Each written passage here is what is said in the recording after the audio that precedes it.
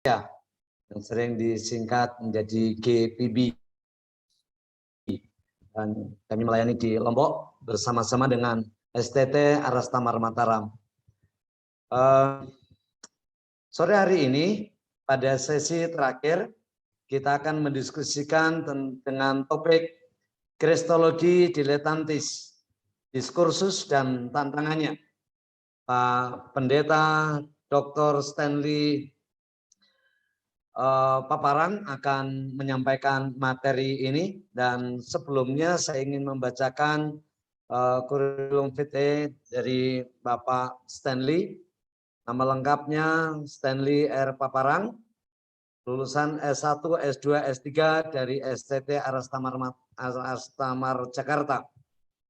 Beliau adalah dosen tetap program doktoral STT Arastamar Jakarta. Beberapa karya yang dilakukan sebagai seorang penulis dan editor di beberapa penerbit. Ada banyak sekali buku-bukunya, bisa dipesan nanti melalui beliau. Dan beliau juga sebagai Sekretaris Umum 2 Gereja Kristen Setia Indonesia. Dan waktu selanjutnya saya serahkan kepada Pak Stanley untuk menyampaikan materinya. Bolehkah kita memberikan aplaus terlebih dahulu untuk menyambut pembicara kita yang kedua? Silakan Pak Pendeta Stanley. Waktu selanjutnya, waktu Bapak 40 menit, dan di 30 menit pertama saya akan memberikan instruksi bahwa waktu Bapak tinggal 10 menit. Terima kasih. Silakan Pak Pendeta. Oke, terima kasih Pak Suwardi. Selamat malam teman-teman semua. Di kesempatan kali ini, sesi kedua dari seminar 3 hari yang diselenggarakan oleh STT Arastamar Mataram, saya menyampaikan topik yang sebenarnya sudah pernah kami sampaikan dalam diskusi online dengan Asosiasi Apologis Indonesia atau ASASI. Tapi ada beberapa aspek penting yang juga menjadi poin kontekstual yang mana diskusi atau pembicaraan tentang kristologi itu masih mengemuka di saat ini. Apalagi dengan majunya teknologi di era digital ini, cukup membuat kita untuk bisa lebih berhati-hati atau bahkan lebih berani untuk menyuarakan kebenaran dengan berbagai media yang kita gunakan. Oke, saya akan share materi. Oke, ini sudah terlihat ya.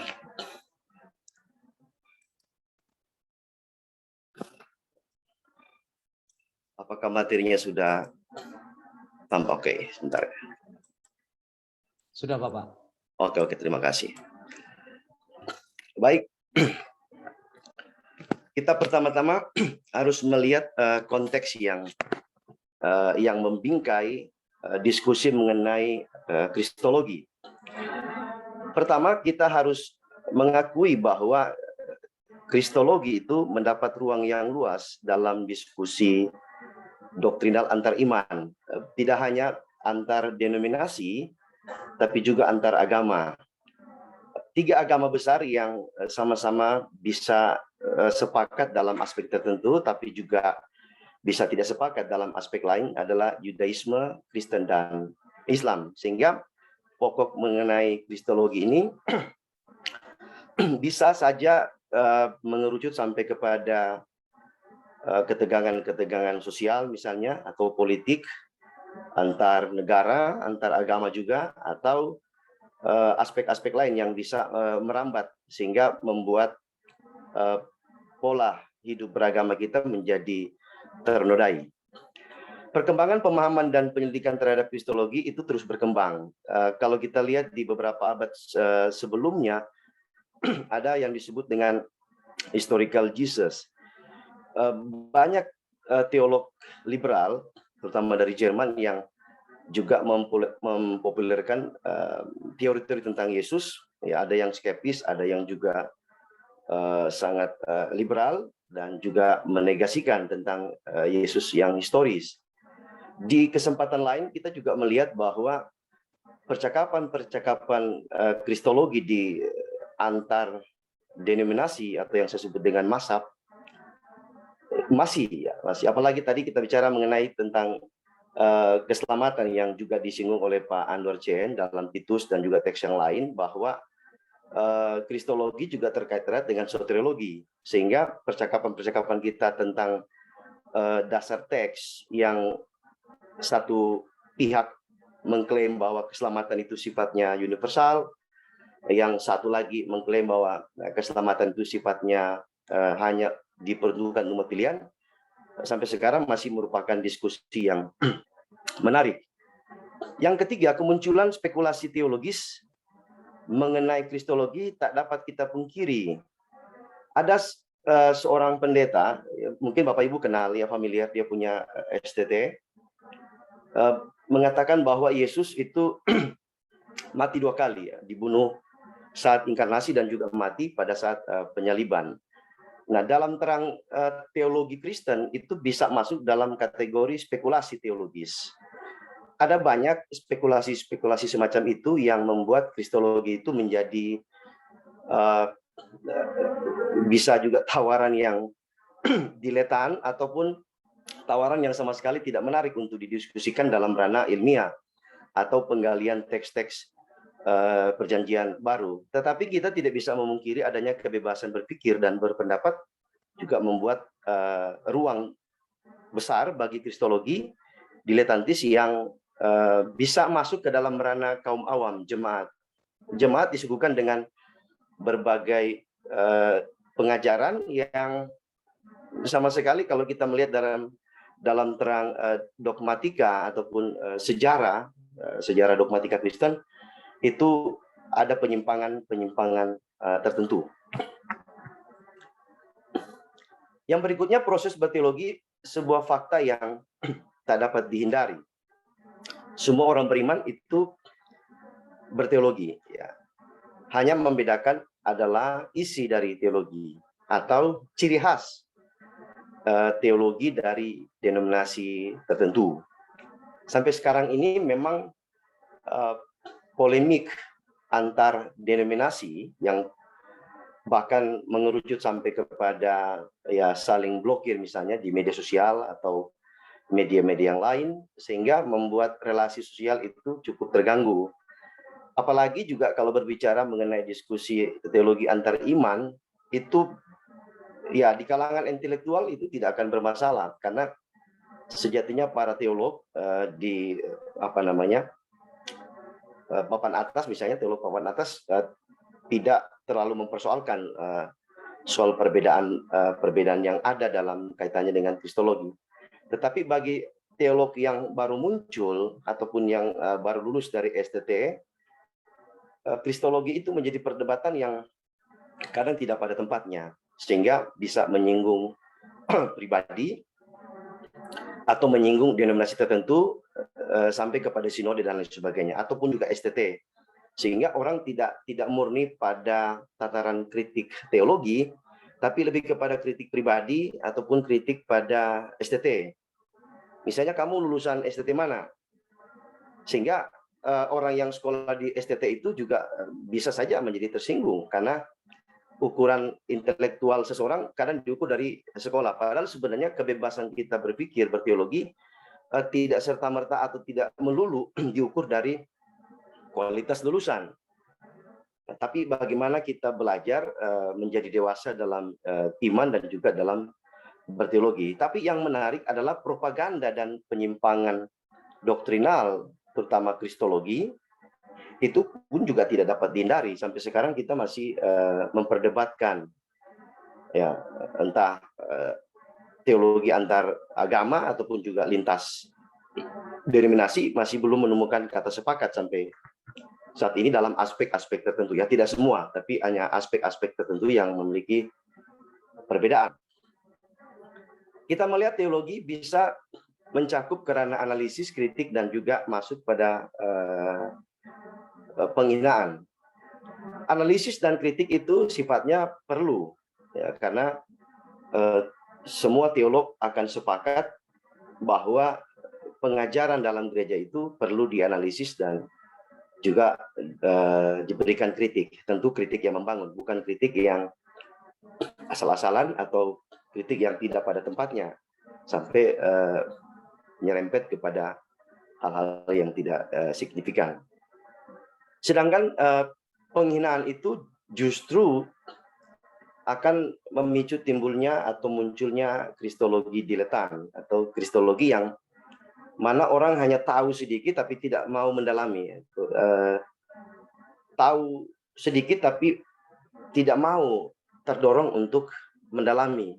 Kalaupun misalnya dalam konsep kita berteologi ada kekeliruan, tugas kita adalah bagaimana mendorong diri kita untuk menemukan kebenaran atau menemukan jalan yang terbaik untuk sampai kepada kesimpulan logis ataupun dogmatis dari kristologi yang kita percayai sebagai bagian dari doktrin denominasi di mana kita bergereja.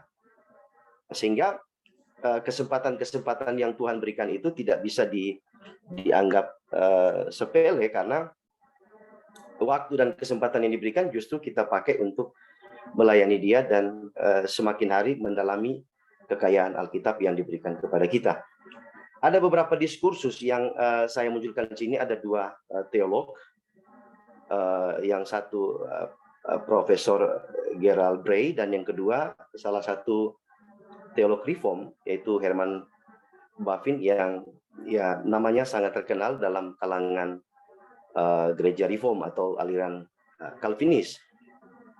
Kalau kita melihat mengapa ada semacam diskursus yang terpisah antara Yudaisme dan Kristen misalnya, lalu dalam sejarah kita lihat ada perdebatan antara gereja-gereja Ortodoks Timur dan Katolik Roma. Kalau menurut Profesor Bray, bahwa ada titik temu antara pengajaran Ortodoks Timur dan Katolik, ada banyak justru.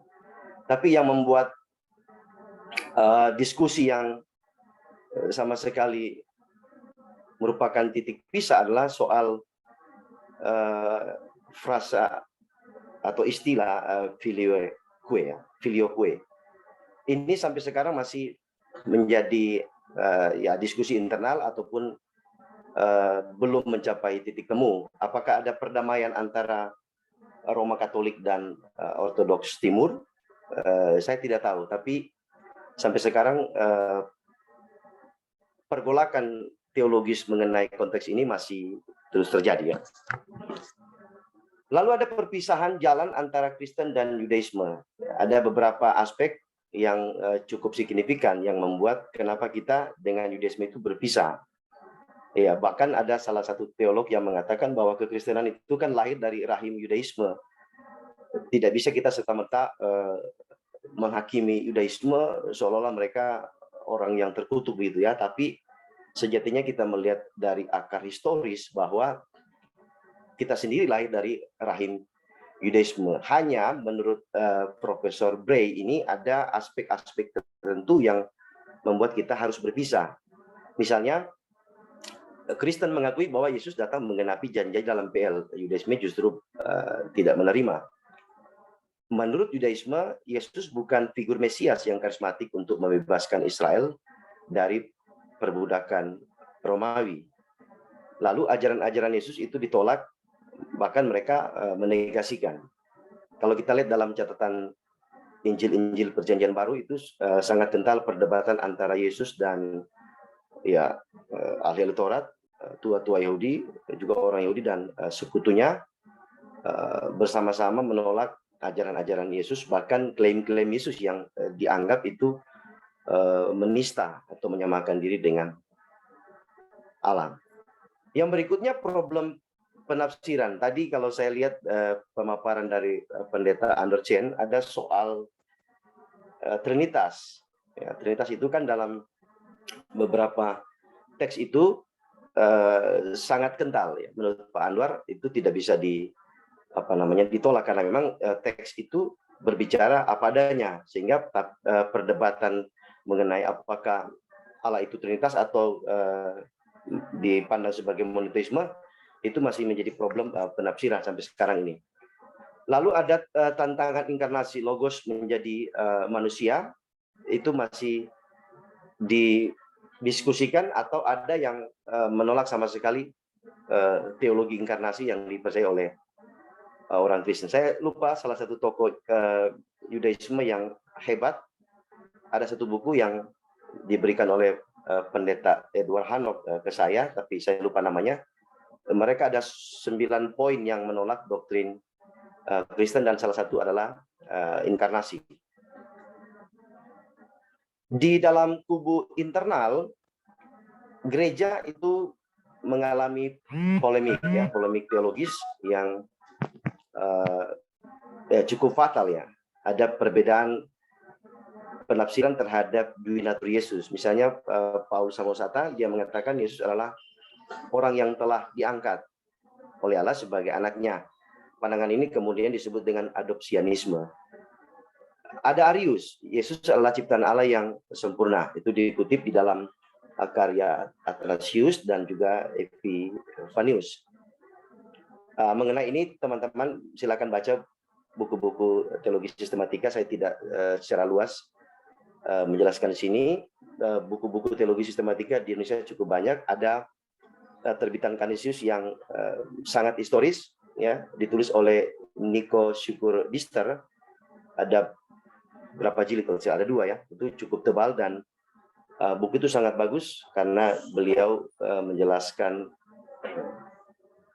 sejarah itu sangat baik sekali. Tafsir duinatur Yesus sangat-sangat juga memilukan gereja karena ternyata dalam penafsiran terhadap duinatur Yesus itu mengalami perpecahan. Sehingga kalau dalam pandangan teologi yang dianut oleh Reform misalnya, kesalahan utama dalam penafsiran terhadap duinatur Yesus adalah tidak sepenuhnya melihat kepentingan dari masing-masing natur. Inilah kemudian dipakai oleh polemikus Islam yang mengatakan Tuhan kok mati. Kenapa? Karena memang sama sekali mereka tidak memahami teologi duinatur Yesus. Termasuk juga gelar anak Allah. Gelar anak Allah mereka menempelkan pemahaman konotasi biologis terhadap Yesus seolah-olah Allah itu beranak. Maka tidak heran dalam salah satu teks Al-Quran dikatakan bahwa Allah tidak beranak dan tidak diperanakan. Apakah teks itu kemudian mengacu kepada tradisi doktrin Kristen ini atau tidak? Ya, butuh penelitian lebih lanjut, ya, untuk menggali potensi historis dari teks tersebut. Tafsir terhadap Trinitas itu sampai sekarang juga menjadi polemik antara Yudaisme dan Kristen, bahkan juga di dalam kubu kekristenan. Di Indonesia, terutama salah satu pendeta, ya, punya sekolah, punya gereja, Baptis Independen, juga menganut Trinitas terpisah secara lokasi. Ya, teorinya itu masih diperdebatkan sampai sekarang. Ya, mereka menganut bahwa secara lokus Trinitas itu terpisah, tetapi pandangan Reform justru melihat bahwa Trinitas itu tidak terpisah dalam pengertian keutuhan dari ontologi ataupun substansi dari Trinitas itu sendiri. Artinya kita tidak bisa melepaskan satu natur ilahi Yesus untuk menyelamatkan diri mendukung Trinitas terpisah. Karena Yesus itu memiliki 2 natur. Kalau kita mengatakan dia terpisah, maka kita harus membuang natur ilahi dan memegang natur manusia, sehingga benar-benar terpisah secara lokus. Tapi itu nanti ada perdebatan lainnya, kita tidak menyinggung ke situ. Kemudian kutipan dari Herman Bavinck, saya mengambil 2, ya, 2 kutipan.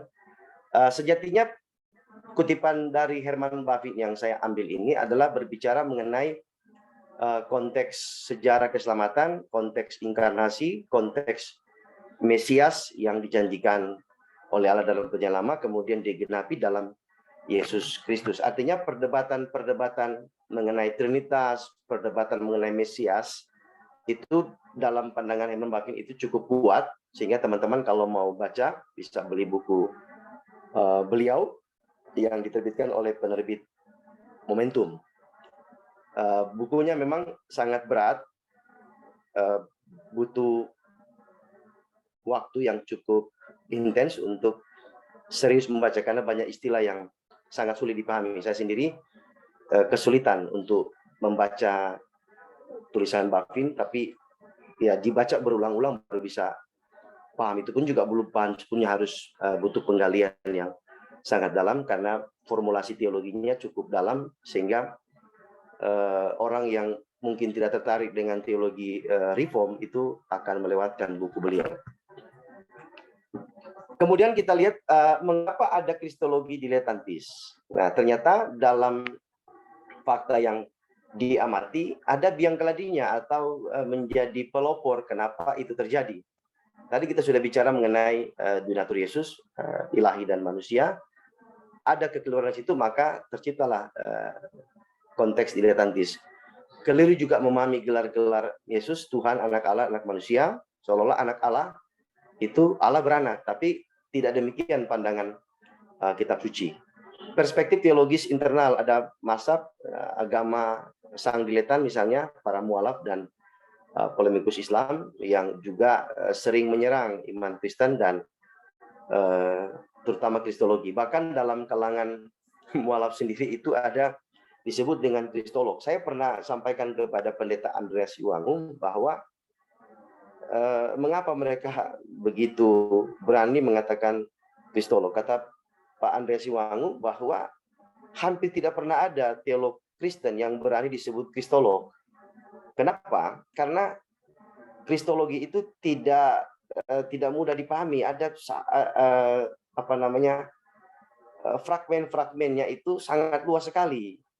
Sehingga untuk mengatakan seorang kristolog rasanya sangat berat. Penggalian historis, kemudian binatur Yesus, kovenan atau perjanjian baru, lalu ada nubuatan, kemudian sejarah penyataan Allah, keselamatan, Trinitas, itu kan terkait erat dengan kristologi, sehingga kalau mereka terlalu berani mengakui diri sebagai kristolog, rasanya itu sebuah pembodohan dan pembohongan publik. Ya, apakah teman-teman yakin mereka betul-betul kristolog gitu? Baru kita dengar dia bicara soal teks saja sudah sangat menyimpang. Apalagi kalau bicara sejarah dogmatika Kristen, terutama kristologi, perdebatan yang sangat panjang dari abad kedua sampai sekarang masih diperdebatkan. Sementara diperdebatkan, orang-orang yang lain justru sembuh. Oleh karena kuasa Yesus, ada yang terus memuja Dia, berdoa, memohon pertolongan pimpinan, dan terus menyaksikan kasih kemurahan Yesus Kristus. Sementara di sisi lain, orang-orang terus berdebat apakah Yesus Tuhan atau bukan, ataukah Dia Tuhan kok mati dan sebagainya. Sehingga diskusi-diskusi semacam ini juga kadang menyengkelkan, tapi di satu sisi juga menjadi pintu masuk bagi kita untuk menjelaskan kristologi yang sesungguhnya. Ada juga arogansi teologis dari orang-orang tertentu yang menganggap diri paling hebat, sehingga orang-orang lain atau mazhab yang lain dianggap bodoh semua. Nah, ini terlalu arogan ya dalam berteologi. Kesalahan sumber rujukan.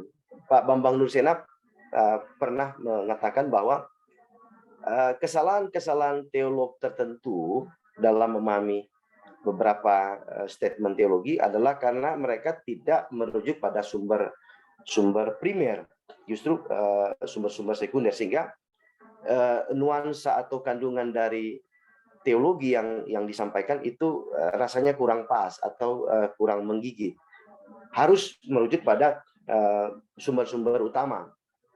Ya, asumsinya demikian, tapi juga ada baiknya, karena ketika berbicara sejarah teologi Kristen itu kan harus merujuk dari abad pertama dan abad-abad berikutnya, baru masuk ke abad 17 dan sampai sekarang. Belajar dari yang bukan ahli, ini memang kesalahan yang sangat fatal, karena ada orang-orang tertentu yang belajar memang dari bukan pakar. Apalagi kalau tadi saya singgung mengenai orang-orang tertentu yang menyebut diri sebagai kristolog, apakah yakin orang belajar dari mereka lalu menjadi hebat? Ya, saya sih tidak yakin ya, karena sama sekali bukan kristolog yang solid ya, atau yang kredibel. Ada juga dendam sejarah ya antar mazhab ya. Lalu gagal memahami komprehensivitas sejarah penyataan Allah. Ya.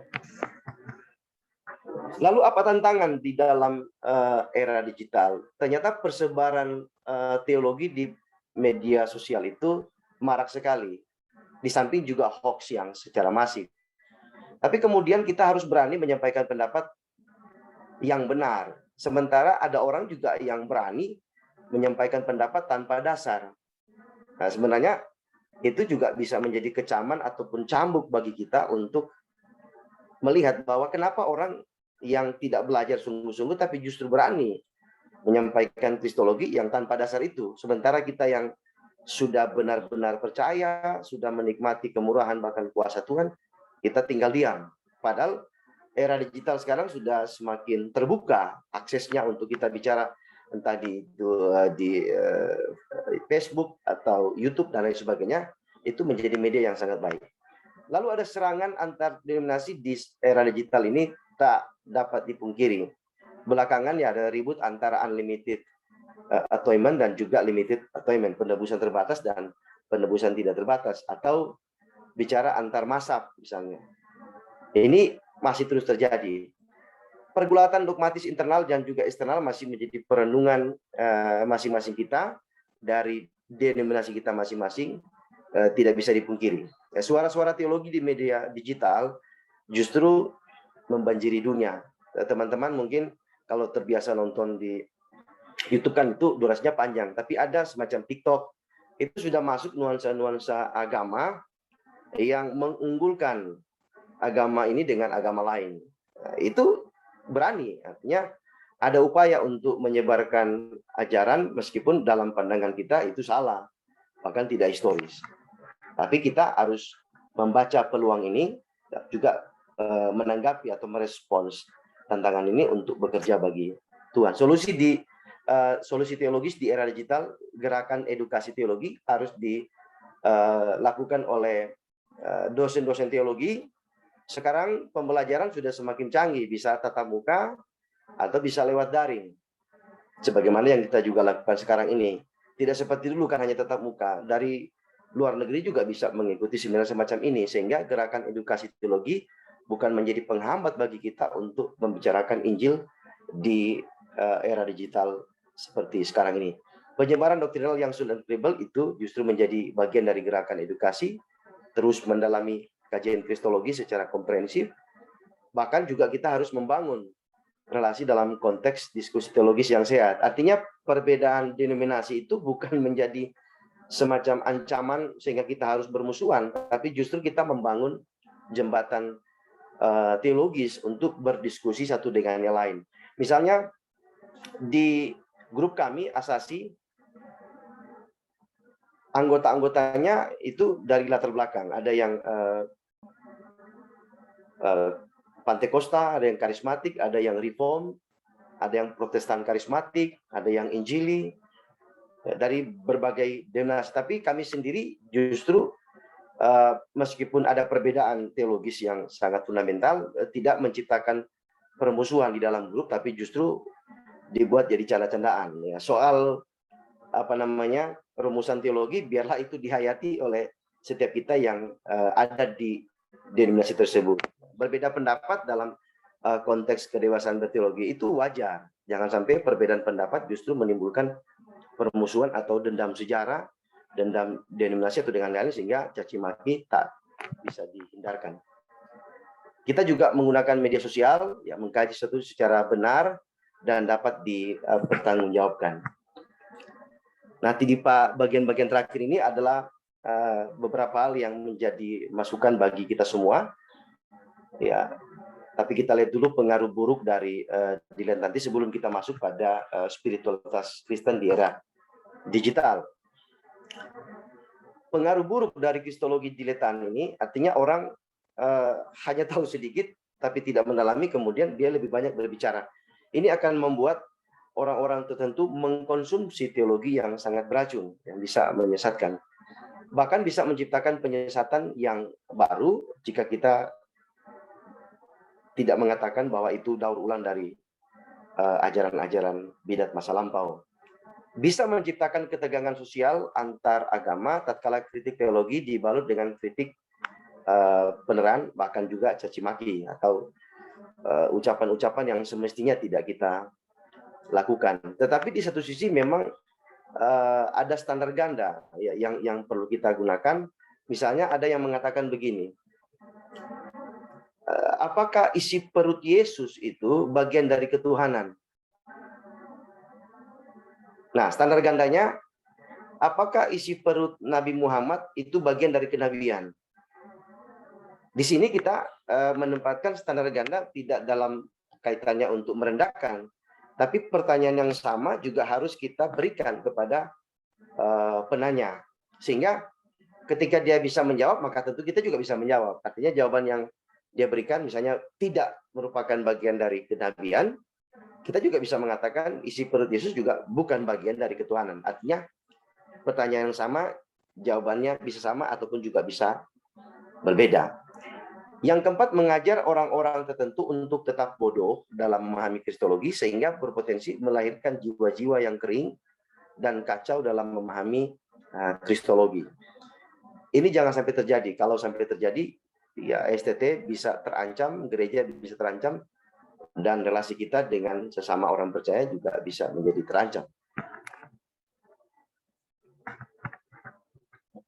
Slide kedua, yang terakhir, dua terakhir, spiritualitas Kristen di era digital, itu yang pertama, mari kita bertumbuh dalam iman. Jangan berhenti dengan apa yang kita miliki, terus belajar sehingga semakin tahu dan juga semakin rendah hati dan semakin mengasihi Yesus. Kita menggunakan sosial itu dengan benar tentunya dalam menyuarakan kebenaran.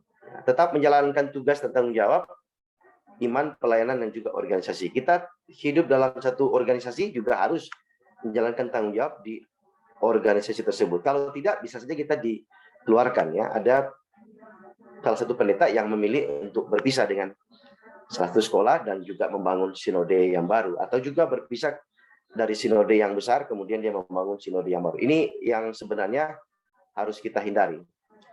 Yang keempat, mengawasi ajaran kita sendiri dari bahaya-bahaya penyimpangan doktrinal. Kita harus bisa melakukan autokritik, ya, kritik terhadap diri sendiri, terhadap apa yang kita imani, sehingga kita tidak tersesat dengan ajaran-ajaran yang mungkin bagi kita itu masuk akal, tapi sebenarnya secara teologis ataupun dogmatis itu dipandang sebagai sebuah penyimpangan teologis.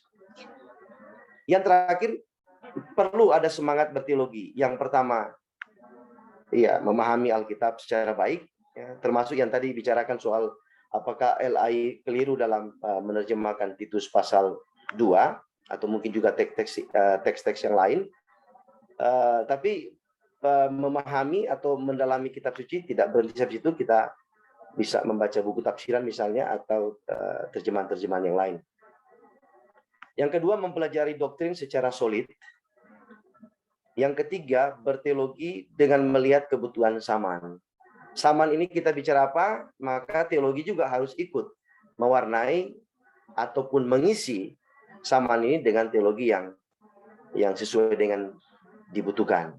Jangan sampai kita bicara teologi justru itu tidak dibutuhkan oleh orang di zaman sekarang. Formulasi-formulasi yang kita bentuk, entah itu STT, gereja, yayasan Kristen, dan lain sebagainya, harus melihat fenomena ini, terutama era digital, untuk mengemas teologi dalam bentuk yang lebih, ya, bukan terlihat keren ya, tapi lebih sesuai dengan konteks, tapi kandungan atau esensi dari ajaran itu tidak berubah. Jangan sampai ingin tampil keren, tapi justru menyesatkan. Itu yang bahaya. Jangan sampai STT terlalu bermanuver supaya terkesan elegan ataupun energik, sampai-sampai lupa bahwa doktrin-doktrin yang menyesatkan itu bisa didaur ulang di STT tersebut. Itu jangan sampai terjadi, sehingga pembacaan terhadap Saman itu menjadi pintu bagi kita untuk masuk dan memberikan tawaran menarik, kemasan teologi yang lebih edukatif, yang tentu lebih menarik, apalagi di konteks anak-anak muda sekarang mungkin saja tidak terlalu tertarik kalau bicara Trinitas, tidak terlalu tertarik bicara soal Yesus sebagai anak Allah. Tapi di kesempatan lain juga bisa meramu atau mengemas teologi dalam bentuk yang berbeda, tapi isinya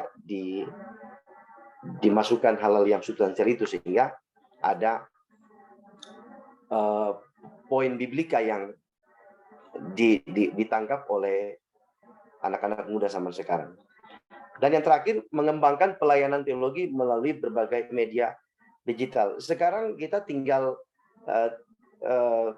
membuka diri saja atau mencoba bergerak dengan semangat yang Tuhan berikan, bagaimana mengembangkan pelayanan teologi. Jangan sampai kita hanya menjadi pesorak saja, tapi tidak memberikan kontribusi yang signifikan dalam konteks berteologi.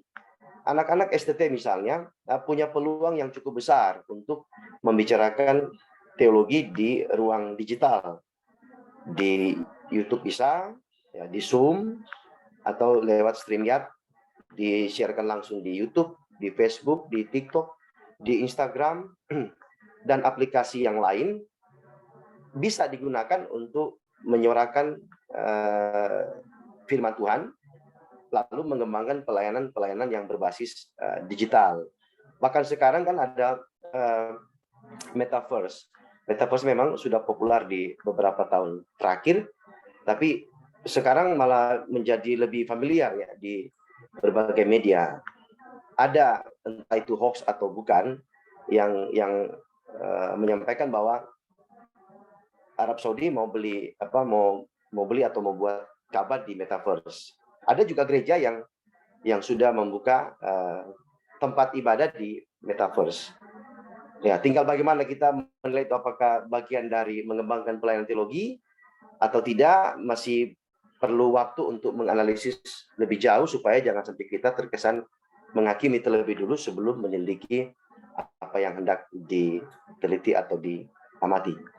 Semoga apa yang saya sampaikan ini ya memberikan sedikit pencerahan. Nanti teman-teman yang sudah belajar kristologi bahkan lebih hebat dari saya, punya tanggung jawab yang sama tentunya untuk berani menyuarakan kebenaran dengan cara-cara yang baik di era digital, ataupun juga mengajak yang lain untuk memiliki semangat yang sama.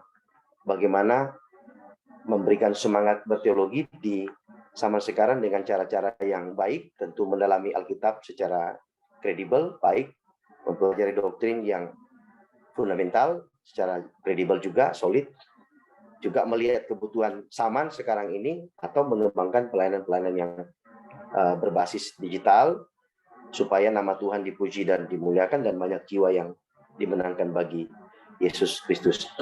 Demikian presentasi saya, Pak Moderator. Sekian dan terima kasih.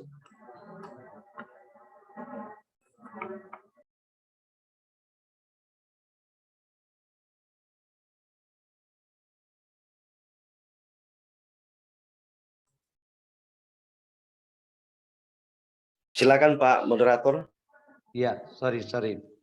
Baik, terima kasih sekali Pak Stanley untuk topik yang bisa kita pelajari pada sore hingga malam ini mengenai kristologi diletantis, diskursus, dan tantangan.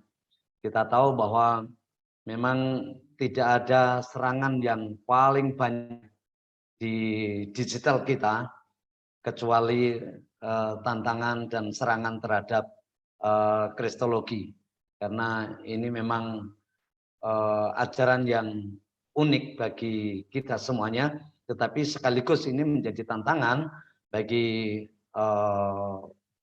para pakar, para dosen, para mahasiswa yang ada di lapangan, seringkali diberadakan kepada diskusi-diskusi seperti ini.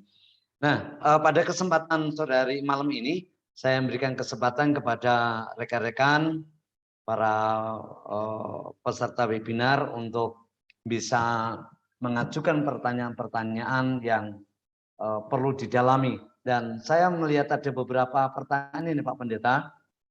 Dari Apriliana, ini menanyakan mengapa ajaran-ajaran Yesus tidak diterima atau tidak diminati. Padahal ajaran Yesus itu sangat penting, maka kita harus terima sebetulnya. Silakan Pak Pendeta. Oke, terima kasih. Sebelum saya menjawab, ada ya orang tua, boleh dikatakan orang tua dan guru. Ada Profesor Simajuntak. Apa kabar Prof? Selamat malam. Beliau adalah rekan saya di STT Moria dulu, tapi beliau keluar setelah Pak Andreas Kristanto keluar, baru beliau menyusul dan juga menyusul teman-teman yang lain termasuk saya. Prof sudah mengundurkan diri di Desember 2021 ya. Sehat selalu ya Prof, terima kasih ya sudah bisa hadir di sesi pertama dan sesi kedua. Mungkin juga ada teman-teman yang lain, ada Bapak Martin Panggarib yang juga ikut dalam sesi ini. Terima kasih atas kehadirannya, juga orang tua yang lain yang boleh hadir di acara webinar nasional ini. Oke, pertanyaannya mengapa ajaran Yesus ditolak? Yang pertama bisa karena aspek subjektivitas ya. Setiap orang bisa menilai Yesus dari berbagai perspektif. Misalnya, ada orang Islam yang tertarik dengan Yesus. Ada tokoh Buddha itu justru belajar dari Yesus. Saya nonton di video beberapa waktu lalu, seorang teolog dari agama Buddha yang sangat terkenal, dia mengatakan bahwa Yesus adalah guru saya. Yesus adalah guru saya. Menurut dia ajaran itu sangat baik. Ya memang tadi dikatakan ajaran itu baik, tetapi karena ada aspek subjektivitas, orang bisa melihat Yesus dari aspek yang lain sehingga menganggap ajaran Yesus tidak masuk akal. Ya. Tapi di lain pihak ada orang juga menilai dengan pandangan yang berbeda sehingga dia menerima ajaran-ajaran Yesus. Kalau tadi saya jelaskan mengenai jalan berpisah antara Yudaisme dengan Kristen, penjelasan dari Profesor Gerald Bray, bahwa ajaran-ajaran itu memang tidak diterima karena ternyata perjanjian baru juga tidak diterima oleh orang-orang Yahudi. Mereka justru menganggap bahwa ajaran-ajaran Yesus itu, ajaran-ajaran Yesus dan juga Kristen itu bertentangan dengan apa yang mereka imani, termasuk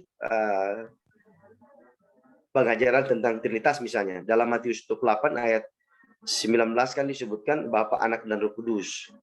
Dalam kesempatan-kesempatan yang lain, justru orang Yahudi malah ingin membunuh Yesus karena dia menganggap Yesus sebagai anak Allah yang dalam pandangan Yudaisme, dengan mengatakan dirinya sebagai anak Allah, Yesus sedang menyamakan diri dengan Allah. Atau dengan perkataan lain, itu dianggap sebagai penistaan. Dalam teologi Islam juga konteks anak Allah tidak bisa dipahami sebagaimana yang dipahami oleh Yudaisme. Mereka justru berangkat dari perspektif yang berbeda, sehingga kesalahpahaman ini ya sampai sekarang masih menjadi bentuk teologi yang menegasikan ajaran-ajaran Yesus. Sehingga ada yang menerima, ada juga yang menolak, tergantung dari perspektif apa yang dipakai oleh seorang seseorang untuk menilai dan melihat ajaran Yesus. Yang kedua, mengapa ajaran Yesus ditolak? Bisa saja karena faktor agama, ya, faktor agama. Orang Yahudi tidak menerima ajaran Yesus karena mereka berangkat dari sebuah komunitas kitab suci Ibrani yang tidak menerima perjanjian baru. Kalaupun menerima kan harus secara logis menerima juga ajaran Yesus. Islam juga sama, dia tidak menerima perjanjian baru sebagai kitab suci, ya karena dipandang itu dipalsukan dan lain sebagainya, sehingga ajaran-ajaran Yesus ada yang diterima, ada juga yang ditolak. Jadi sebenarnya ada dualisme dalam, tidak semua ya, terutama dalam polemikus Islam. Di satu sisi mereka mengutip ajaran-ajaran Yesus untuk mendukung posisi mereka sebagai bagian semacam prinsip teologis yang menolak ketuhanan Yesus. Tapi di sisi lain mereka membuang teks-teks yang bernada klaim Yesus sama dengan Allah atau setara dengan Bapa, sehingga terciptalah sebuah kristologi diletantis, ya, menolak ajaran Yesus dengan cara memilih teks-teks disebut dengan teks-teks selektif yang kira-kira mendukung posisi teologi mereka. Itu kan kata kitab suci, tapi sebenarnya seperti tadi katakan Pak Anwar, untuk melihat konteks keselamatan tidak bisa hanya melihat pada teks satu teks, harus melihat juga konteks yang lain atau teks yang lain sehingga kita memiliki pemahaman yang komprehensif. Bahayanya adalah sama seperti saksi Yehova. Saksi Yehova tipenya kan menggunakan ayat tapi menafsirkan jauh dari konteks sehingga dia tidak melihat keseluruhan kristologi secara komprehensif, maka dihasilkanlah semacam kristologi diletantis tadi. Artinya sepertinya masuk akal, tapi kalau dalam pendalaman eksegetis ataupun biblika justru jauh sekali dari kebenaran. Yang ketiga, mengapa ajaran Yesus ditolak? Tergantung dari siapa yang mengajarkan. Yang tadi saya katakan, biang keladi dari kristologi diletantis adalah orang belajar pada yang bukan pakar. Yang saya sebut tadi, misalnya ada yang menyebut diri kristolog, sedangkan menurut Pak Andreas Siwangu bahwa hampir tidak pernah ada teolog Kristen yang menyebut diri seorang kristolog, karena dia tahu kesulitan-kesulitan dan betapa luasnya kristologi itu sehingga tidak bisa mencerna semua hal atau tidak bisa menguasai semua hal, tapi prinsip-prinsip iman Kristen itu setidaknya bisa dipahami. Nah, kalau yang ajar itu salah maka ditolak. Tapi kalau yang ajar itu benar, seperti yang tadi saya katakan ada pemimpin agama Buddha yang hebat, justru mengakui bahwa Yesus adalah guru dia. Kalau begitu, karena yang ajar adalah seorang tokoh hebat, orang bisa saja menerima.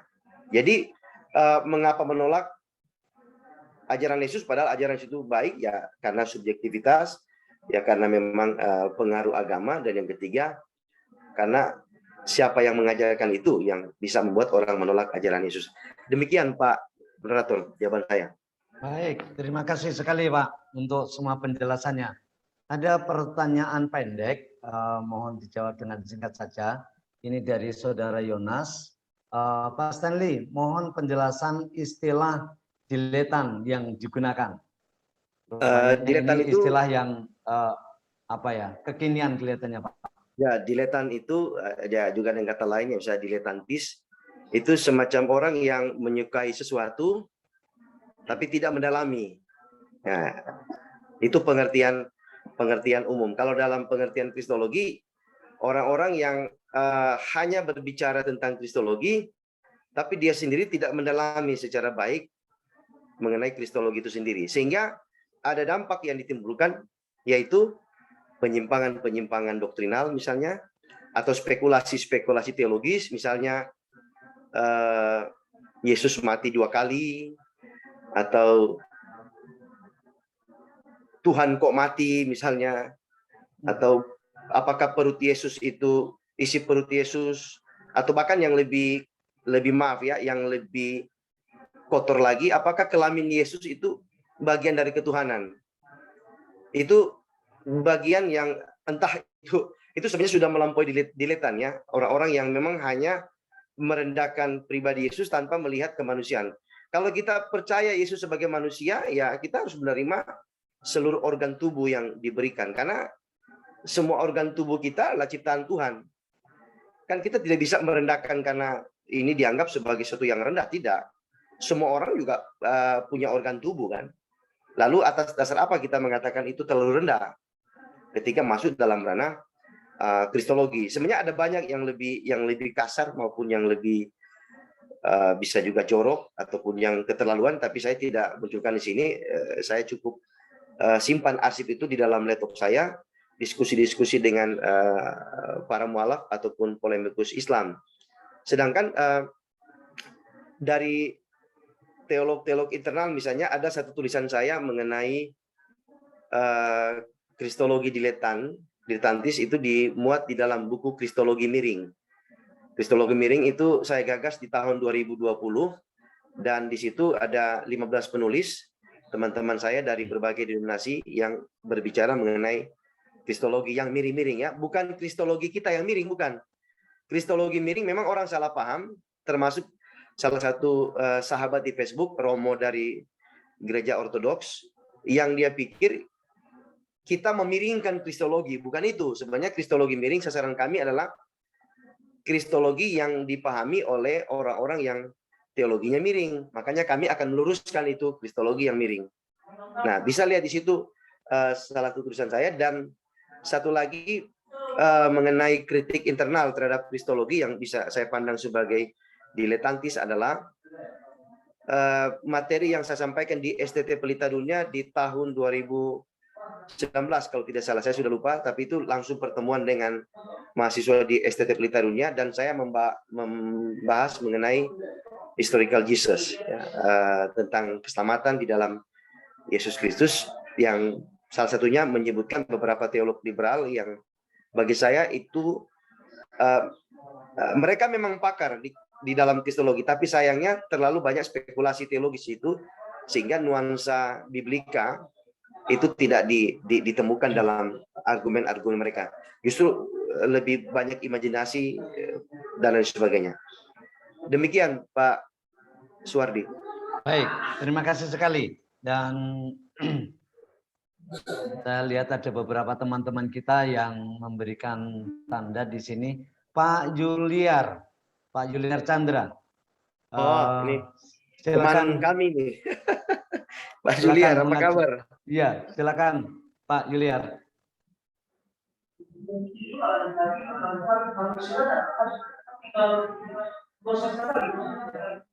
Pak Juliar Chandra itu dari STT Setia Arestamar dia, sama dengan Pak Hendy, Pak Edison. Oh, begitu. Satu kelas kami.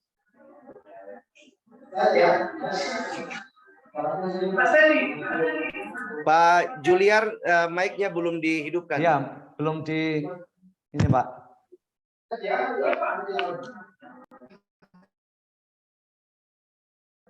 Dihidupkan dulu mic-nya Pak Juliar. Oh, mungkin ada ini ya. Apakah ini dari operator? Operator bisa dihidupkan mic dari. Bisa minta tolong operator. Baik, tadi dikunci rupanya, nggak dikasih. Ya, oke. Ya, memang Pak harus dikunci. Ya, terima kasih Pak Stanley buat paparannya, sangat menarik begitu. Saya sendiri menyimak tadi sebuah paparan yang menarik. Terlebih lagi pembahasan kita mengenai spiritualitas Kristen di era digital, kira-kira begitu. Pertanyaan saya begini, Pak Stanley, tadi saya mendengar sendiri tentang pembahasan mengenai kristologi, yang memang kita tahu ini salah satu pembahasan di dalam teologi sistematik juga yang ngejelimet begitulah kira-kira ya, yang mendalam, yang banyak sekali diskusi-diskusi yang bisa muncul gitu.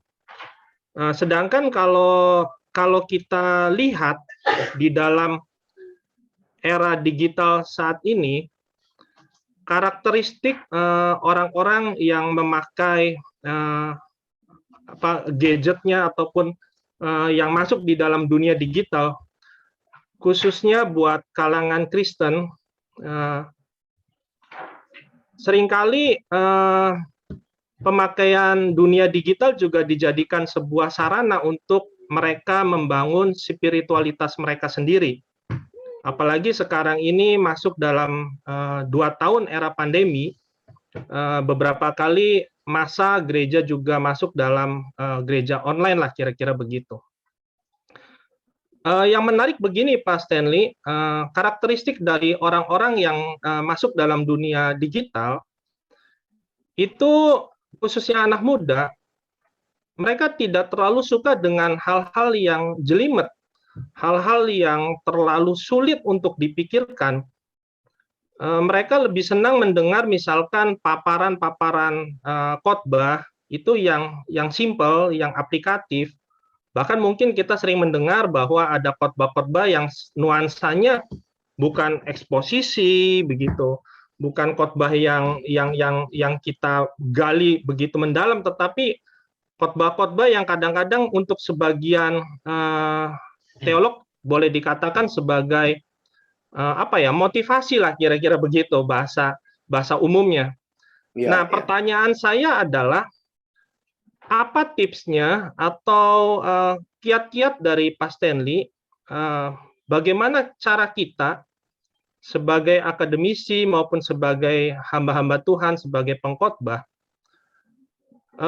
menyampaikan tentang kristologi yang ngejelimet tersebut supaya terasa ringan dan mudah diterima sesuai dengan karakteristik orang-orang yang hidup di dalam era digital saat ini. Itu pertanyaan saya, Pak. Sederhana saja. Jadi bagaimana kiat-kiat, karena kita tahu gitu orang-orang yang saat ini dalam dunia digital lebih senang dengan hal-hal yang simple. Padahal tadi tantangan-tantangan yang Pak Stanley katakan juga sampaikan, bagaimana kita ditantang, didorong untuk berani menyampaikan katakanlah doktrin-doktrin atau pengajaran-pengajaran yang memang solid begitulah istilah Pak Stanley. Nah, cuman aplikatifnya bagaimana? Itu saja pertanyaan dari saya. Terima kasih, Pak. Ya, terima kasih Pak. Lanjut Pak Stanley. Chandra, ya pertanyaannya memang sederhana tapi sulit dijawab ya. Kiat-kiat itu biasanya begini. Setiap gereja itu punya kiat tertentu. Kalau kita lihat dalam konteks gereja karismatik misalnya Pentakosta, itu kan kalau saya nilai ya dari dulu mereka selalu lebih lebih aplikatif ataupun lebih cepat membaca saman ya. Anak muda diajak untuk berbuat apa begitu sehingga mereka tidak bosan.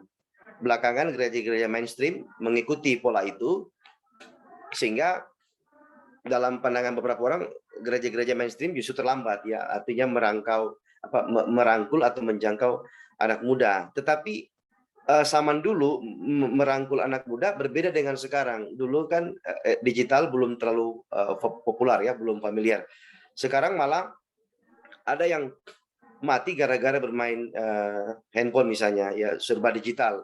Ada yang justru berbuat kejahatan dengan tingkat cybercrime yang lebih populer gitu dibanding yang dulu. Sehingga tips-tips ini yang pertama perlu melihat kita dari denominasi mana ini. Ya, denominasi Pentakosta, Reform atau gereja mainstream yang lain, Injili atau gereja-gereja yang di mana anak mudanya lebih terbuka. Yang tadi saya singgung sebenarnya bagaimana kita membaca saman dan bagaimana memberikan teologi pada anak-anak muda yang justru itu yang dibutuhkan oleh mereka. Jadi tips pertama, kita harus melihat kita di mana ini, posisinya di masa mana, denominasi mana, apakah karismatik, ya, Pentakosta, Injili, Reform, Masehi, Katolik atau Ortodoks.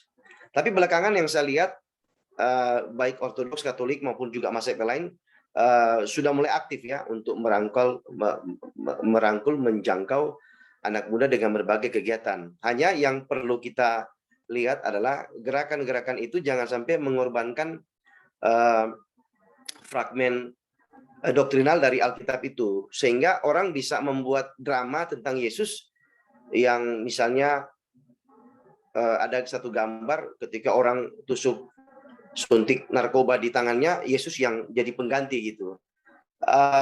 Kelihatannya ilustrasi itu bagus, tapi seolah-olah semua yang dibuat oleh manusia mencelakakan dirinya itu tertuju kepada Yesus. Apakah secara teologis itu bisa dibenarkan? Saya rasa tidak sesederhana itu. Ya, boleh saja tipsnya kita membuat berbagai kegiatan yang berbasis digital, apalagi sekarang media sudah sangat banyak untuk mengundang atau membuat kegiatan Ya, Zoom ini kan salah satu media yang bisa merangkul dari seluruh Indonesia.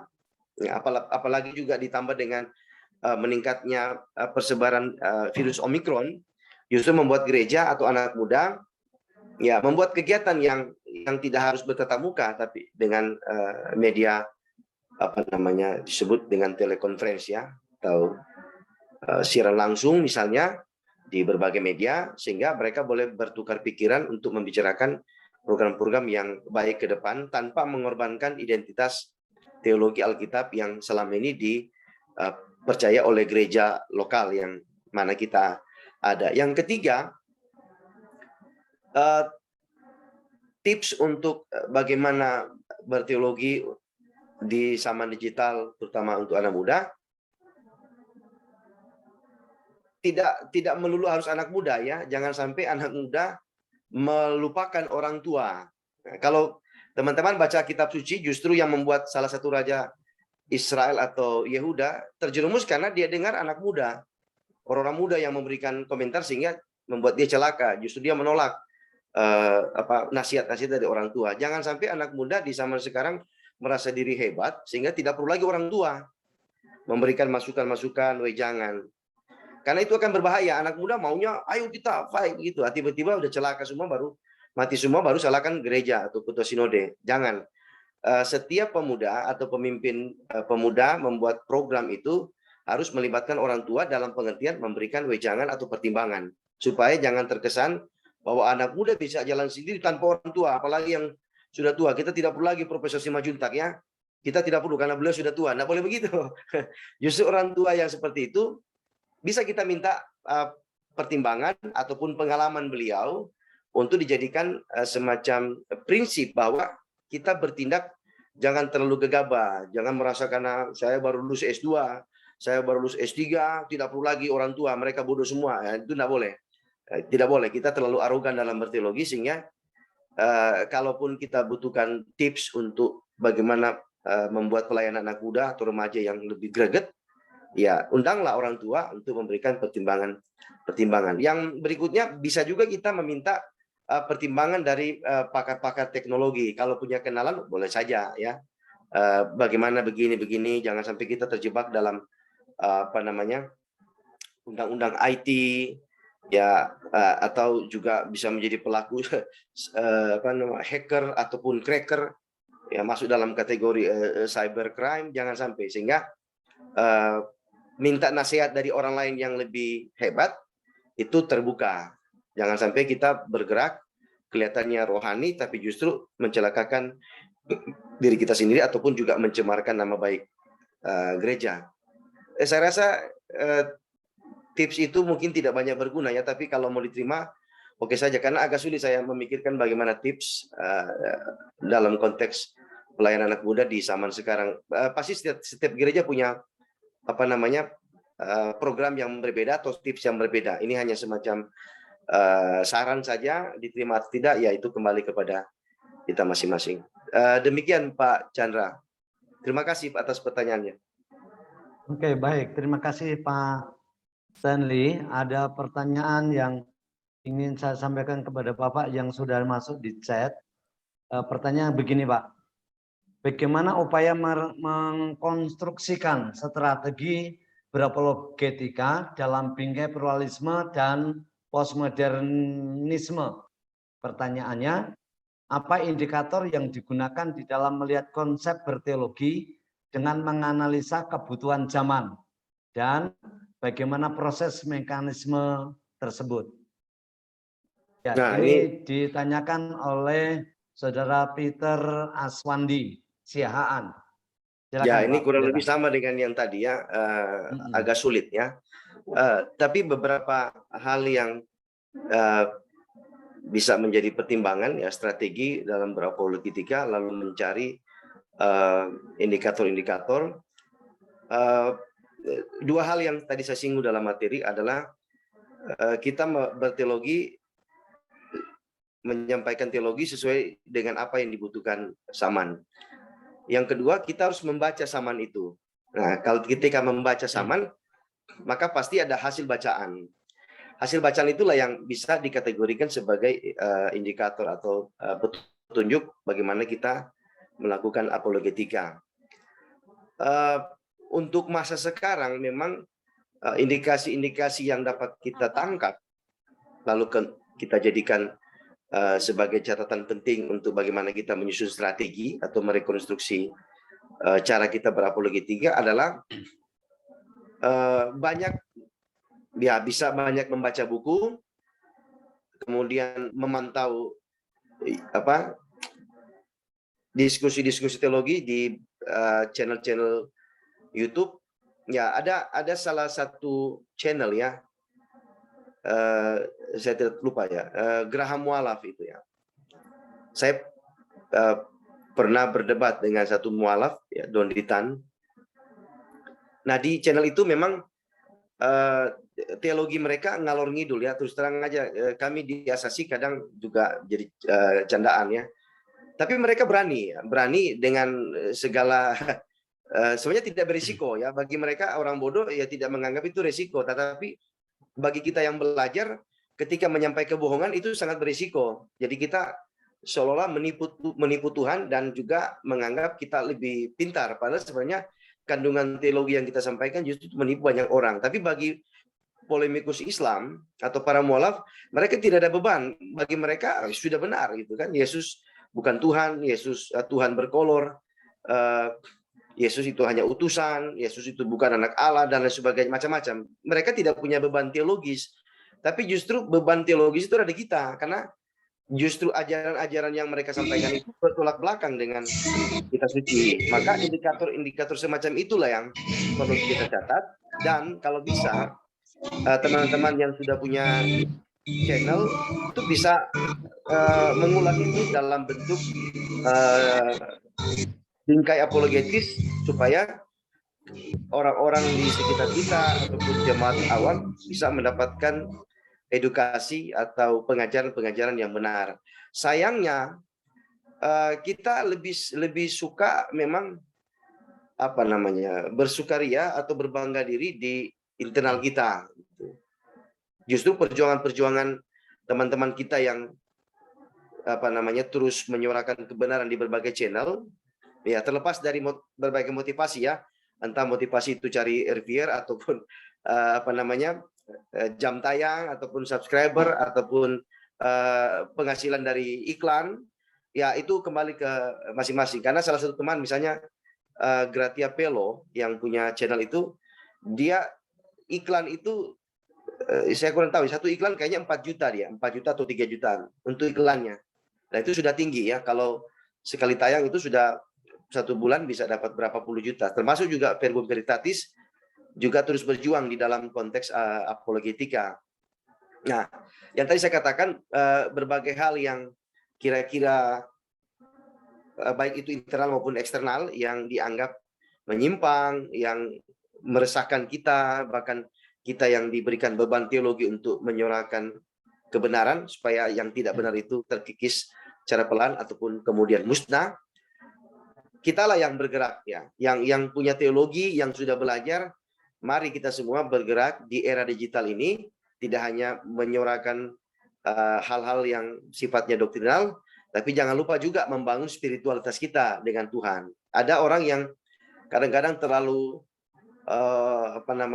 forsir di hal tertentu sampai relasi dia dengan Tuhan itu menjadi kering. Jangan sampai, artinya spiritualitas kita juga terjaga, moralitas kita terjaga, tapi tindakan-tindakan apologetis kita dalam menangkal berbagai ajaran radikal yang miring-miring misalnya, itu tetap dijalankan secara bersamaan. Artinya tanggung jawab kita memang ada banyak, tidak hanya memberitakan Injil secara face to face, tapi juga dengan media sekarang ini ya, era digital sudah terbuka semua. Tugas kita ya silakan buat tulisan, entah itu tulisan teologi, perenungan, atau buat live streaming, kemudian bagikan itu di YouTube. Orang nonton dan tidak nonton, yang penting kita sudah bagikan ya. Soal dapat uang, itu kembali ke masing-masing. Karena ternyata di zaman ini proses berteologi sudah bukan semakin ketat ya, tapi justru semakin amburadul ya. Meskipun juga ada orang-orang yang ya seperti Pak Anderchen, nanti juga ada Profesor Joas, lalu ada teman-teman yang lain yang betul-betul serius memberikan pengajaran teologi di berbagai kesempatan saat mereka diminta. Itu bisa menjadi contoh bagi kita untuk melakukan hal yang sama. Jangan sampai kita sudah minoritas, berkelahi lagi di dalam, ya gontok-gontokan antara sinode STT dengan STT lain, mahasiswanya saling caci maki, lalu terjadilah peperangan di antara orang Kristen, satu lapor, ya yang satu lapor masuk penjara, ya kita diketawain sama orang lain, karena kita sendiri berkelahi, tidak memikir bagaimana kita coba keluar dari dilema denominasi ini, membuat sesuatu yang berbeda di zaman digital ini, supaya orang melihat bahwa kita punya spiritualitas itu kuat, tapi doktrin kita juga kuat, dan punya respon apologetika terhadap berbagai ajaran yang menyimpang tentunya. Itu tugas kita bersama. Bukan hanya pendeta, bukan hanya dosen, tapi juga semua orang Kristen memiliki beban yang sama. Tapi pertanyaannya, kalau orang awam misalnya, bagaimana bisa berteologi? Ya, saran saya tadi dia semangat berteologi, ya mendalami kitab suci, kemudian belajar teologi secara baik. Ya pasti kan ada waktu yang Tuhan berikan bagi kita untuk terus belajar. Ya semua menjadi hebat, menjadi pintar karena belajar dan memberikan waktu yang serius untuk mendalami doktrin-doktrin Kristen. Demikian penjelasan saya, mungkin kurang bermanfaat, tapi ya, itu yang dapat saya sampaikan. Terima kasih. Ya, baik. Terima kasih sekali Pak Stanley. Kita masih ada waktu kurang lebih sekitar 10 menit. Dan ini ada pertanyaan dari anak kita di Indonesia ujung timur, Pak. Ini dari Papua, dari Papua, Merauke. Dari Merauke ini. Ya. Satu pertanyaannya, bagaimana tanggapan kita sebagai orang percaya mengenai ajaran gereja Tuhan yang Maha Kuasa, mengenai Tuhan Yesus berinkarnasi yang kedua kali melalui seorang perempuan di Tionghoa. Nah, ini pertanyaan kekinian, Pak. Silakan. Ya, mengenai topik itu bisa lihat di channel saya ya. Kami Asasi sudah bahas itu di channel kami masing-masing mengenai respon Asasi terhadap ajaran doktrin gereja Tuhan yang Maha Kuasa. Ada satu teman saya senior dari STT Setia juga menanyakan hal yang sama. Bagaimana ajaran ini?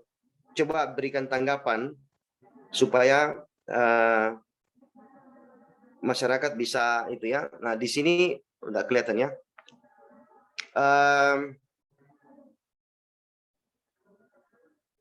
Nanti lihat ya di channel yang saya buat sudah muat ya tentang membongkar kepalsuan gereja Tuhan yang Maha Kuasa, itu Asasi Talk dari teman-teman.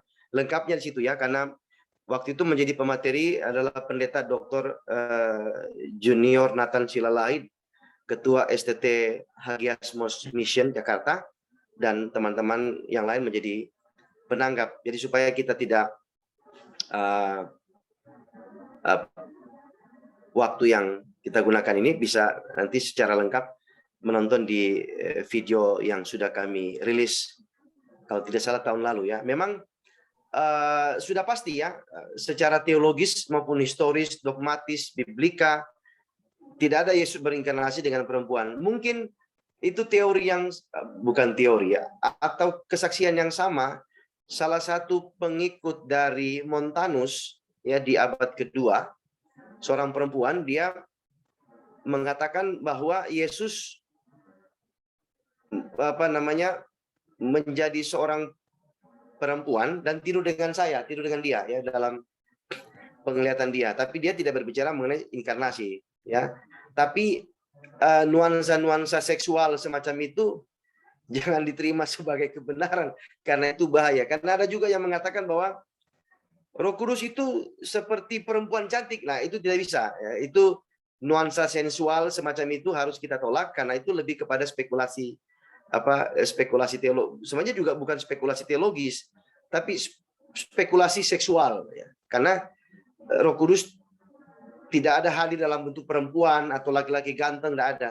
Itu kan naturnya roh, bagaimana bisa hadir dalam bentuk perempuan cantik. Sehingga kalau pemimpin gereja Tuhan Maha Kuasa itu menganggap dia adalah inkarnasi dari Yesus Kristus, jelas kita tolak, karena tidak ada dalam sejarah Alkitab manapun ajaran Kristen semacam itu yang bisa diklaim sebagai kebenaran, sehingga kita menolak. Ada beberapa juga teorinya atau teologinya yang menyimpang, dan itu sudah kami jawab di channel Asasi, di beberapa teman kami juga sudah publis, ya bisa di channel saya ataupun channel Pak Albert Mampuk atau teman-teman yang lain, itu ada ya, gereja Tuhan Yang Maha Kuasa, itu respon kami dan memberikan bantahan tidak hanya eksegesis, juga teologis, historis, dan juga biblika. Demikian Pak Moderator. Baik, terima kasih sekali Pak. Kita masih ada waktu 5 menit. Saya memberikan kesempatan kepada Pak Yudikson, ini sebagai penanya terakhir.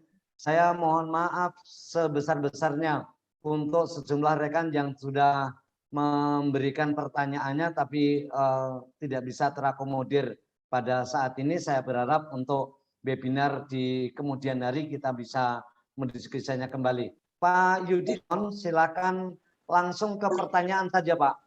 Ya, silakan.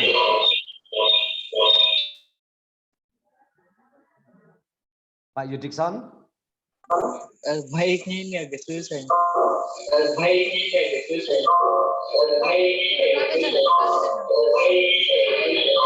Oh, mungkin ada masalah dengan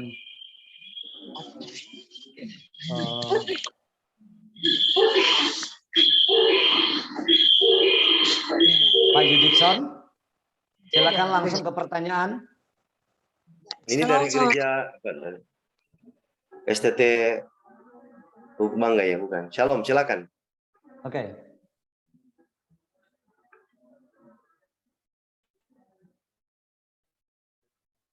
Ada gangguan di sinyal kelihatannya.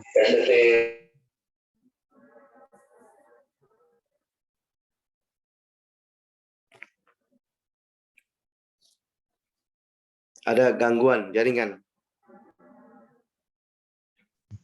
Ganti aja Pak. Oke, baik, karena ada gangguan di ini. Silakan kepada Pak Daud Benu. Kalau ada yang ingin ditanya, langsung ke pertanyaan saja Pak Daud. Oke Pak. Ya. Terima kasih untuk waktunya. Tadi saya menyimak dari Pak Stanley menjabarkan mengenai iletan. Kalau dalam istilah teologi, orang-orang yang berbicara kristologi tapi tidak mendalam. Nah, saya mau bertanya mengenai bagaimana kita menjelaskan orang-orang yang mungkin memakai logika mengenai Yesus yang berjalan di atas air. Nah, mereka tuntut harus masuk logika mereka. Nah, bagaimana kita yang percaya kepada Kristus pakai iman menjelaskan bagi mereka. Terima kasih. Halo. Ya, terima kasih. Pertanyaan menarik ya. Memang ada hal-hal tertentu yang di dalam kitab suci itu dipandang sebagai hal-hal yang tidak masuk akal. Tetapi konteks itu bisa masuk dalam ranah kuasa Tuhan ataupun mukjizat. Memang mukjizat ditolak oleh beberapa orang yang terlalu rasional. Tapi untuk masuk sampai kepada jawaban saya, ada satu kisah ya, seorang profesor tidak percaya bahwa Yesus mengubah air menjadi anggur. Lalu dia buat dalam ramuan kimia, dia taruh ramuan itu, lalu tiba-tiba air jernih itu menjadi merah seperti anggur. Lalu dia mengatakan, saya juga bisa seperti Yesus mengubah air jadi anggur, ya kan? Lalu dia pakai ramuan. Lalu seorang anak kecil mengatakan begini, Prof, air yang Yesus ubah menjadi anggur itu bisa diminum. Sekarang coba profesor minum itu air. Akhirnya profesor tidak bisa minum karena pasti mati, kan itu ramuan kimia yang dia olah sehingga menjadi seperti anggur. Nah, artinya ada hal-hal yang mungkin dipandang secara rasional itu tidak masuk akal, tapi kalau dalam ranah agama kita akan mengatakan itu ranahnya kuasa Tuhan ataupun mukjizat yang luar biasa yang Tuhan buat. Karena sejatinya di dalam agama-agama itu ada pengakuan terhadap kuasa Tuhan. Jadi Yesus berjalan di atas air tidak bisa dijelaskan secara logika. Kalau dijelaskan secara logika, kita akan membuat Tuhan harus menjadi masuk akal. Sedangkan akal ini juga ciptaan Tuhan. Bagaimana mungkin ciptaan Tuhan ini membuat Tuhan yang tak terbatas itu, yang penuh kuasa, tiba-tiba harus dibatasi dengan prinsip logis yang dia sendiri ciptakan. Sehingga kita bisa mengatakan Yesus berjalan di atas air memang tidak masuk akal. Tapi kita mengakui Yesus sebagai Tuhan, maka dia bisa berjalan di atas air. Kalau berjalan di atas air itu tidak terlalu familiar, tapi justru pengampunan itu yang lebih hebat, karena dosa itu yang mana kita adalah manusia yang bejat, yang durhaka seperti sekarang ini, justru diampuni oleh Tuhan. Itu mukjizat yang luar biasa, sehingga tindakan-tindakan yang lain dalam konteks iman Kristen itu dipandang sebagai kuasa ataupun mukjizat, yang berjalan di atas air, ataupun Yesus membangkitkan orang mati, menyembuhkan orang buta, orang tuli mendengar, orang bisu bisa berbicara, orang lumpuh berjalan, dan mujizat-mujizat yang lain.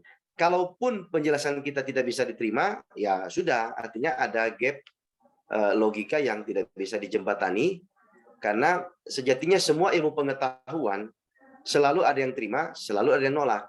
Semua agama ada yang terima, ada yang nolak. Itu prinsip yang tidak bisa dibantah. Prinsip yang tidak bisa dibantah. Dalam berteologi, ada yang terima doktrin ini, ada yang tolak doktrin ini, ada yang suka dengan doktrin ini, dia membuang doktrin lain. Itu wajar-wajar saja sejauh kita punya prinsip kebebasan untuk memilih. Tetapi dalam konteks ini, sebagai orang yang percaya, kita mengakui bahwa Yesus berkuasa sehingga dia berjalan di atas air dan melakukan berbagai mukjizat untuk memberikan sukacita bagi orang-orang yang mana Tuhan melawati hidup mereka melalui kuasa yang dimiliki. Demikian jawaban saya. Terima kasih. Terima kasih Pak Stanley. Ya. Baik, terima kasih sekali Pak Pendeta untuk pencerahannya. Berkenaan dengan beberapa pertanyaan yang sudah diajukan oleh para peserta ini, rupanya minatnya untuk mengetahui kristologi diletantis cukup ramai ini Pak Pendeta. Jadi saya rasa bisa ada sesi kedua ke depan ini supaya semuanya bisa terpuaskan. Boleh, langsung di Mataram aja kita bertemu ya, di Mataram. Siap. Baik, saudara yang dikasihi oleh Tuhan, kita sudah ada di penghujung acara kita pada sesi hari ini, dan saya ingatkan kembali bahwa besok kita masih ada dua sesi lagi, ya, hari Sabtu dan Minggu. Dan besok itu ada beberapa hal yang akan kita diskusikan mengenai pendidikan Kristen di era digital dan juga kepemimpinan Kristen yang efektif di era digital. Saya mengharapkan kita semuanya masih bisa tetap setia, karena kepemimpinan dan pendidikan agama Kristen itu menjadi salah satu kebutuhan pokok dalam kelangsungan pelayanan kita. Sebelum kita akhiri, saya ingatkan sekali lagi kepada kita semuanya untuk bisa mengisi absen di link yang sudah dibagikan. Dan sebelum di akhir ini, sebelum kita pada sisi foto, saya ingin memberikan closing statement dari diskusi kita pada sore hari ini. Ada 3 hal yang ingin saya sampaikan. Yang pertama adalah Yesus itu selalu dan tetap menjadi bahan diskusi di sepanjang zaman karena keunikan dan kehadirannya serta dalam keberadaannya. Yang kedua, kristologi tidak akan pernah berhenti dari tantangan, dan untuk mengurai serta menjelaskan ini bisa melemahkan tetapi juga bisa menjadi modal gairah untuk terus mendalami secara biblikal sehingga dapat menjawab sebuah pertanyaan maupun tantangan serta serangan terhadap doktrin kristologi. Yang ketiga, kita ada dalam era digital. merupakan kesempatan untuk pemberitaan kabar baik. Kalau zaman dulu pemerintah Romawi membuat pelabuhan, membuat kapal, membuat jembatan, membuat jalan, dipakai oleh para rasul untuk percepatan penginjilan di banyak tempat. Saya rasa hal yang sama, para pakar telah menciptakan alat-alat yang sangat berpotensi untuk percepatan penginjilan. Oleh karena itu, saya rasa adalah hal yang sangat baik kalau kita bisa menggunakan digital kita untuk pekerjaan pemberitaan dan percepatan pemberitaan kabar baik melalui alat media sosial yang disediakan baik oleh pemerintah maupun oleh pihak swasta. Saya rasa ini yang bisa saya sampaikan kepada kita semuanya di akhir webinar nasional pada sore hari ini. Sebelumnya kita akan berfoto sekali lagi di akhir sesi ini, dan saya minta kepada senior kita, Bapak Pendeta Simanjuntak, Prof. Simanjuntak, untuk nanti setelah sesi foto kita akan berdoa bersama. Saya berikan kesempatan kepada senior kita, Bapak Prof. Simanjuntak, untuk memimpin kita dalam doa. Silakan Pak Anin atau operator memulai untuk sesi foto. Bolehkah yang masih off kameranya bisa di-on-kan supaya bisa terlihat wajahnya semuanya. Silakan Pak Anin atau operator Bu Novi.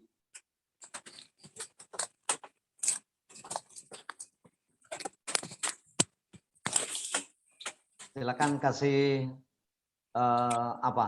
keterangan, ya, kasih aba-aba. Saya hitung Bapak Ibu, untuk nanti kita akan ada sesi screen capture itu 7 kali.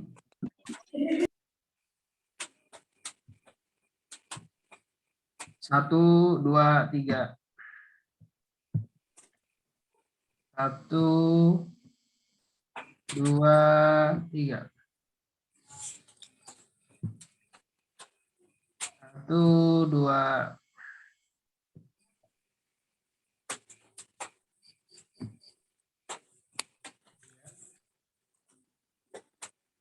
Bentar, baru 1, 2, 3. 1, 2, 3. Lagi 1, 2, 3. Lagi 1, 2, 3. Sekali lagi yang terakhir, Bapak Ibu.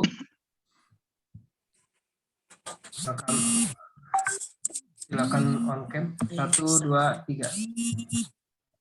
Oke, terima kasih Bapak Ibu. Oke, baik, terima kasih kepada Pak Alex. Saya persilakan untuk menyerahkan sertifikat kepada Pak pembicara kita, Bapak Stanley. Silakan. Setelah ini baru Pak Prof. Simanjuntak pimpin kita dalam doa. Baik, terima kasih untuk Pak Moderator dan narasumber kami, Pak Stanley Paparan, atas kesempatan di dalam memberikan materi di sesi kedua webinar kita pada hari pertama, dan atas nama Ketua Lembaga dan juga pribadi kami akan memberikan sertifikat secara virtual kepada Pak pembicara. Mohon diterima, semoga ini menjadi berkat buat kita bersama. Terima kasih Pak Stanley, silahkan diterima. Ya, saya kembalikan kepada Pak Moderator. Baik, terima kasih sekali. Sekali lagi kami dari STT Rastamar Mataram mengucapkan terima kasih untuk kebersamaan kita dalam webinar nasional ini. Kita akhiri pertemuan kita pada malam hari ini. Prof, pimpin kita dalam doa, Prof. Terima kasih. Baik. Baik, mari kita berdoa. Allah Bapa kami yang bertahta dalam kerajaan surga, kami bersyukur dan berterima kasih atas penyertaan, perlindungan, dan pemeliharaan yang Allah Bapa berikan kepada kami pribadi lepas pribadi, semua peserta webinar dari hari-hari yang lalu hingga saat ini. Dan kami bersyukur saat ini dari sore hari menjelang malam ini tadi kami sudah berdiskusi tentang kebenaran yang dibawa oleh Tuhan Yesus. Kiranya Roh Kudus memampukan kami untuk memahami dan melaksanakan hasil-hasil pemikiran dalam diskusi ini dalam kegiatan kami masing-masing, baik sebagai dosen atau pekerja, bahkan sebagai umat yang mempercayai Kristus yang membawa keselamatan bagi manusia. Allah Bapa di surga, kami bersyukur dan berterima kasih atas segala bantuan dan berkat yang Tuhan beri di dalam pelaksanaan ini sehingga berjalan dengan baik dari awal hingga akhir menjelang malam ini. Allah Bapa di surga, kami mohon Allah Bapa menyertai kami masing-masing di malam hari ini, berkati kami masing-masing dan jauhkan kami semua dari segala mara bahaya. Dalam nama Kristus Yesus Tuhan dan Juru Selamat kami yang hidup, kami berdoa dan mengucap syukur. Amin. Amin. Terima kasih Prof. Tuhan memberkati. Rekan-rekan, terima kasih. Terima kasih.